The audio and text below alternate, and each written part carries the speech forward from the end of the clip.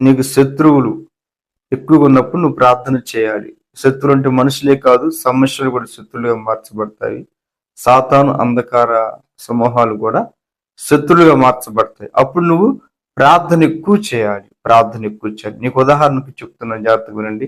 దానియేలుకు శత్రువులు చుట్టూ కుమ్మినప్పుడు వాళ్ళు దానిని టార్గెట్ చేశారు శత్రువులు.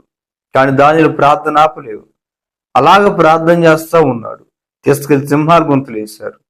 ఆ సింహాల గుహలో కూడా దానియేలు ప్రార్థన చేస్తానే ఉన్నాడు. అప్పుడు దానియేలు శత్రువులందరిని దేవుడు హతమార్చాడు. దానియేలుకు మాత్రం విజయాన్ని దేవుడు ప్రసాదించాడు. నిశ్చయంగా దేవుడు నీ శత్రువుల చేతుల నుంచి నీకు విజయం తెచ్చినట్టే నువ్వు ప్రార్థన కంటిన్యూగా చేస్తానే ఉండు. దేవుని నిన్ను విజయోత్సవాలతో ఊరేగిస్తాడు. 110వ కీర్తన 1వ వచనంలో ఉన్న మాట ఏంటంటే, ప్రభు నా ప్రభుతో సెలవిచ్చిన వాక్కు, నేను నీ శత్రువులను